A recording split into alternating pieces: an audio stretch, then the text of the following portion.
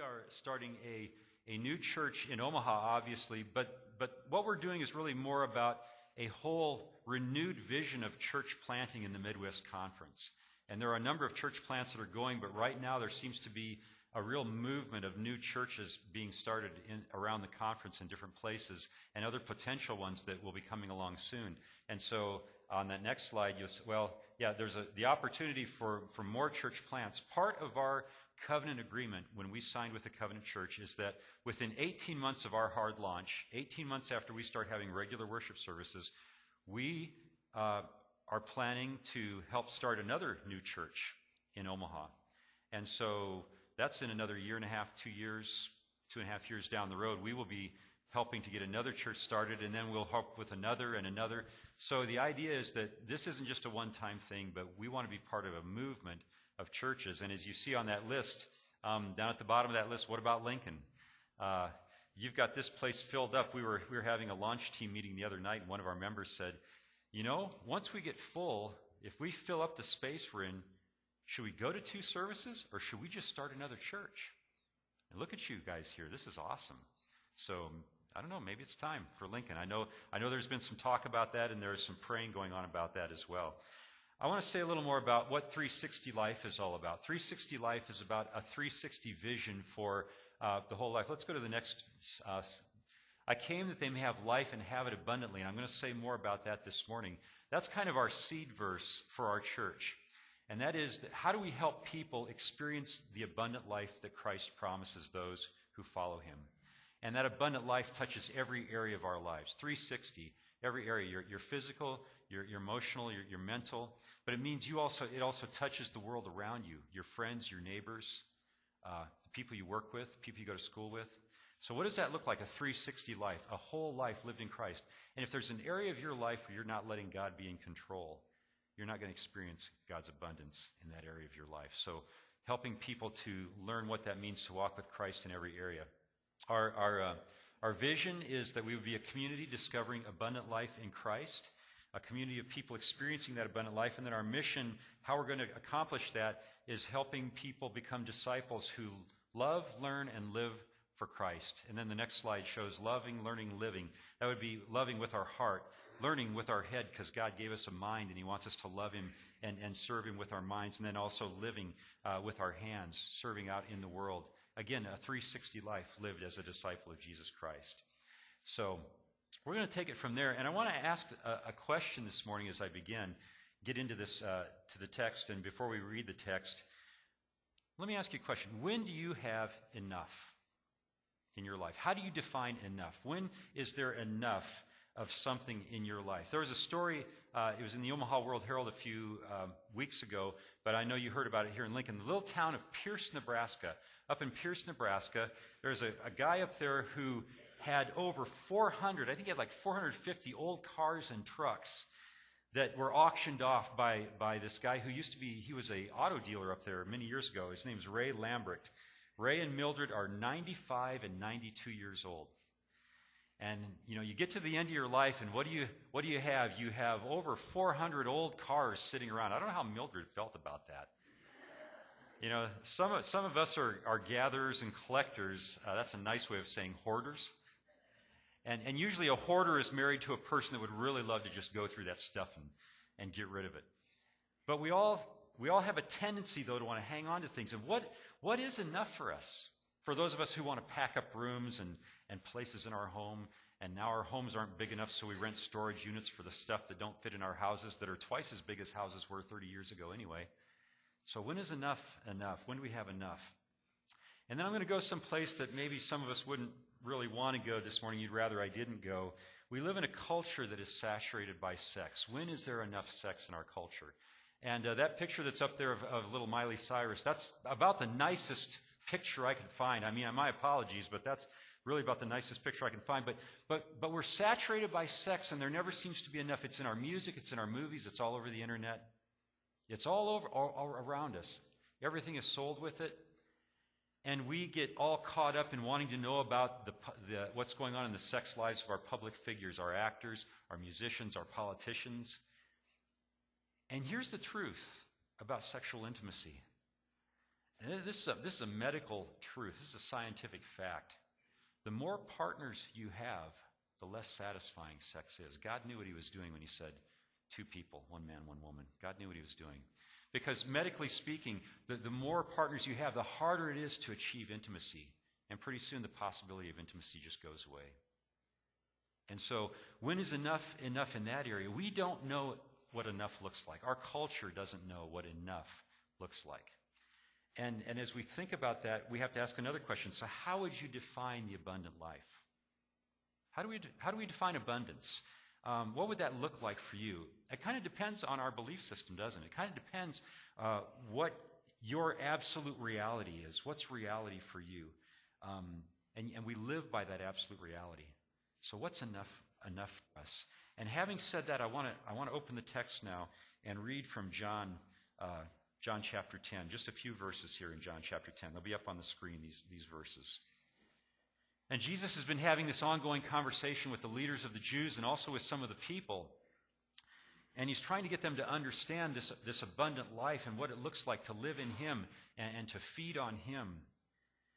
And it says, so Jesus again said to them, truly, truly, I say to you, I am the door of the sheep. He's been saying things like, I am the bread of life. I am the door. I am the way and the truth. He says, I am the door of the sheep. All who came before me are thieves and robbers, but the sheep did not listen to them.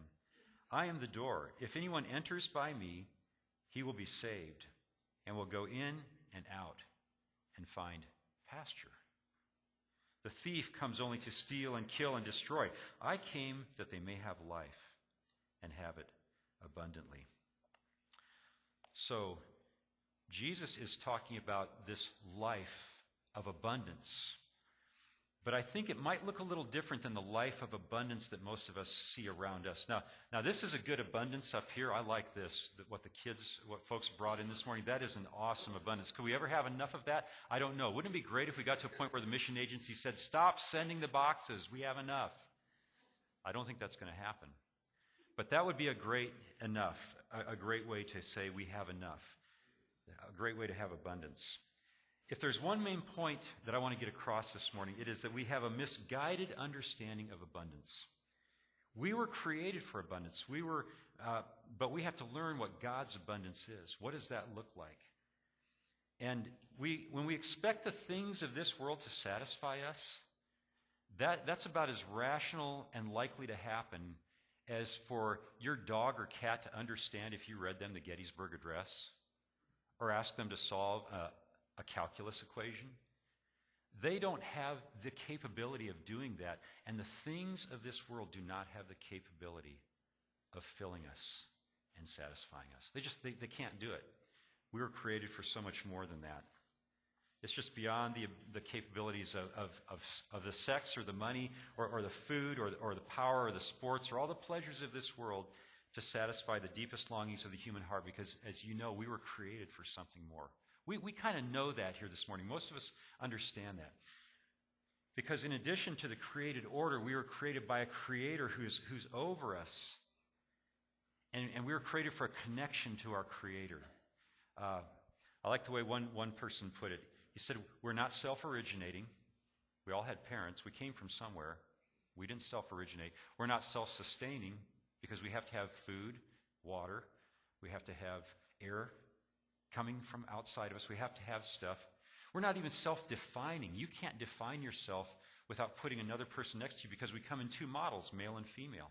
And so one can't be fully explained without the other. And if all that's true, then we are not self-fulfilling. Our fulfillment comes from beyond ourselves.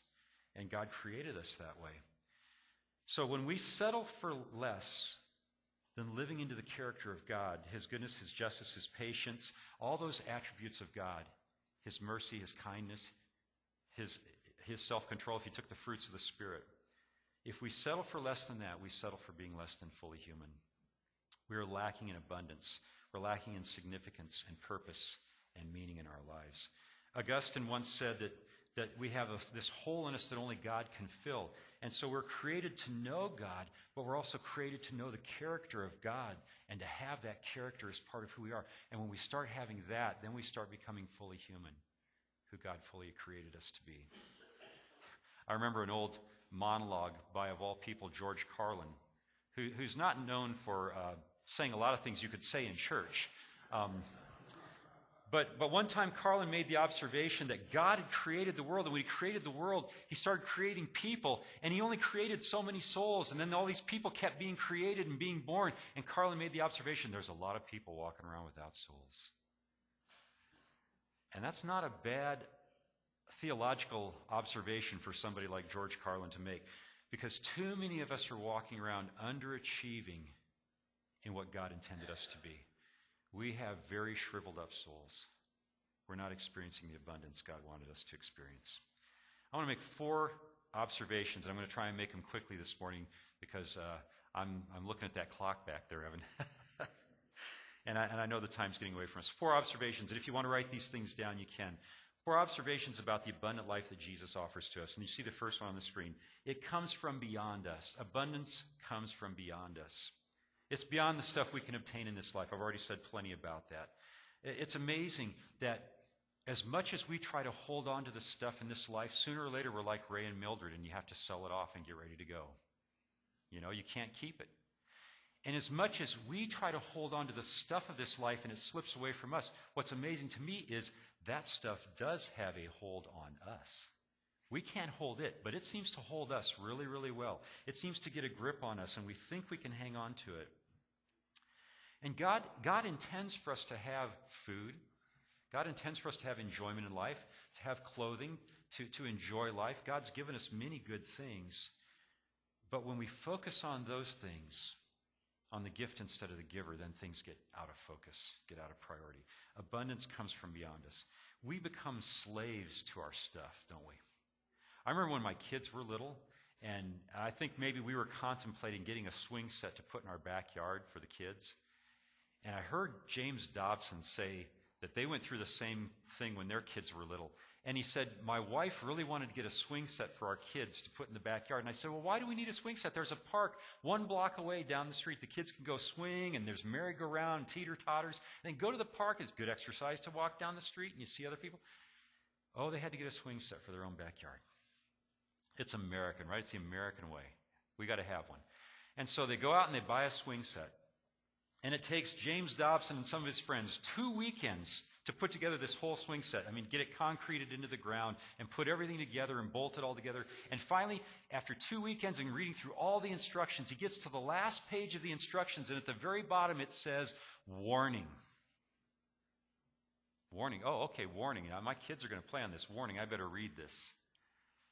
It says, in order for this swing set to be safe, you have to check and tighten all the screws and bolts every 2 weeks. So every 2 weeks, he's thinking, every 2 weeks for the next X number of years, I am a slave to this swing set. And how many of us do that with stuff? You know, if we tried to follow all the maintenance, regulations or whatever, the recommendations that come with all of the stuff we buy, you would not have time to do anything else except take care of your stuff. If you really were following all those recommendations, there just wouldn't be time. We become slaves to our stuff. It enslaves us. And we're bombarded by advertising all the time, trying to sell us stuff and convince us we need more stuff. But abundance comes from beyond us, and it doesn't come from that stuff. Number 2, abundance comes from knowing what really matters. And that's a matter of wisdom, of just applying God's wisdom to our lives. It means that we learn as Christians to choose based on something different than the world around us. We learn that we get fed, we get filled from a relationship with Christ. And that's what he's talking about in this passage when he says he's the shepherd. And it's hard for us to admit that we're in need of a shepherd, but we are like sheep. And we need a shepherd. And you can go back into the Old Testament, and all through Scripture, the image of a shepherd is one that God uses. And then Jesus picks up on that. But you go back to even the 23rd Psalm. Why is that so popular? The Lord is my shepherd. And this is what Jesus is talking about in this section of John's Gospel. He's the shepherd. And the Jewish leaders and the people don't get this. And they're having this ongoing conversation. And Jesus is trying to help them understand where their priorities should be. And the Jewish leaders want their priority to be in their law. And the people are just thinking about, hey, he fed the 5,000. He fed us. We want more of that from him. And Jesus is trying to get them to focus on something more as he talks about being a shepherd, the provider of all that they need. And it goes beyond the things they're thinking about. The third thing, abundance is not quantity, but quality. Kind of goes without saying. It's kind of what we've been saying here.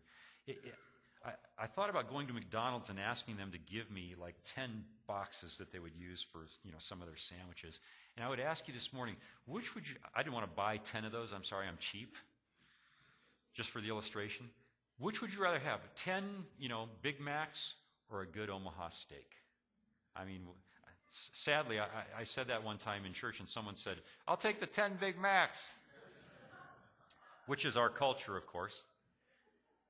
Would you rather have one really good steak that really tastes great, it's nutritious, but we get caught up in this culture of more and more and more. And we're never content. There's never enough. I always want something else. I saw there was an ad not too long ago for a new high-definition television, the biggest one you can get, 84-inch high-def made by Sony. Does anybody know what the price tag on that TV set is? Does anybody have any idea? If you say it, you're going to be embarrassed because people say, how does he know that?